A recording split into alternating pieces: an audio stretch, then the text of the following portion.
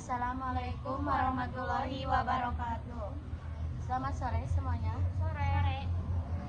Baik, pada kesempatan ini kami dari kelompok akan melanjutkan sesi training tentang topik menganalisis referensi dan pengambilan keputusan dalam mata kuliah perilaku organisasi. Sebelumnya saya menyampaikan materi, saya akan memberikan pretest singkat terlebih dahulu. Yang pertama, pretestnya yaitu ada di level 1.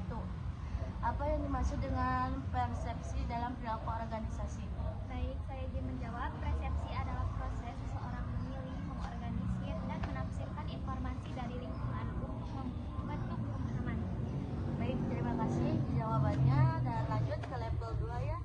Pertanyaan kedua ini mencakup mengapa persepsi dapat berbeda pada setiap individu. Boleh dijelaskan? Baik, di sini saya akan menjelaskan yang dimana karena referensi dipengaruhi oleh pengalaman, nilai, kebutuhan, emosi, serta lingkungan masing-masing individu. Baik, terima kasih atas jawabannya. Mungkin di sini ada level ketiga ya. Berikan contoh bagaimana persepsi mempengaruhi keputusan seseorang di tempat kerja. Baik, saya ingin menjawab. Contohnya, manajer yang menilai karyawan A rajin karena sering terlihat stabil, sibuk, lalu memutuskan memberikan tugas penting kepadanya meskipun belum tentu hasil kerjanya paling baik. Baik, terima kasih atas jawabannya. Selanjutnya saya akan menyampaikan sedikit materi tentang persepsi. Persepsi adalah proses di mana seseorang menerima, mengorganisir, dan menafsirkan informasi dari lingkungan. Proses ini dipengaruhi oleh beberapa faktor. Yang pertama, sikap, motivasi, pengalaman, dan nilai. Mungkin ada beberapa kesalahan dari persepsi ini yang umum.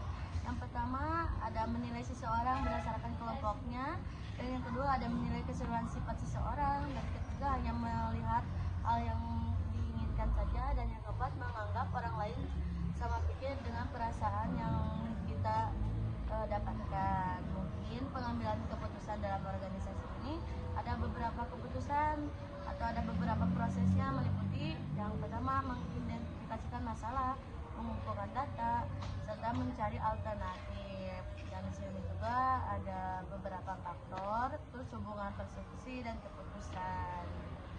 Dan mungkin lanjut aja ya ke post-test.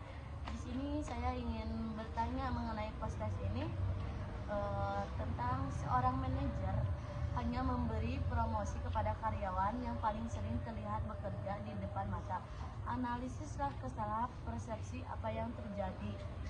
Baik, di sini saya ingin menjawab yang dimana itu adalah self-perception karena manajer hanya memperhatikan informasi yang ia lihat secara langsung dan mengabaikan prestasi karyawannya. Baik, terima kasih atas jawabannya, sangat saya bisa pahami. Mungkin di sini ada level kelima. Saya ingin bertanya di level ini, apakah keputusan berdasarkan intuisi lebih baik daripada keputusan berdasarkan data, dan jelaskan. Baik, saya ingin menjawab pertanyaan tersebut. Keputusan intuisi itu bisa cepat, tetapi keputusan berbasis data lebih akurat dan objektif. Kombinasi keduanya seringkali lebih baik tergantung status situasi. Baik, terima kasih ya pertanyaan. Dan di sini saya ingin bertanya buat di level 6, yaitu level terakhir.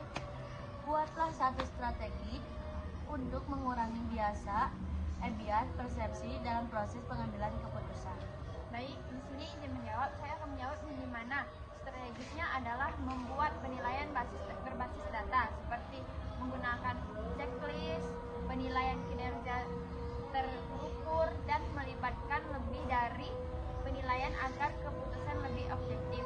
Terima kasih ya kepada rekan-rekan yang telah menjawab post-test, dan demikian video training mengenai persepsi dan pengambilan keputusan ini sudah selesai. Semoga materi ini bermanfaat dan dapat menambahkan pemahaman kita dalam mata kuliah perilaku organisasi. Wassalamualaikum warahmatullahi wabarakatuh.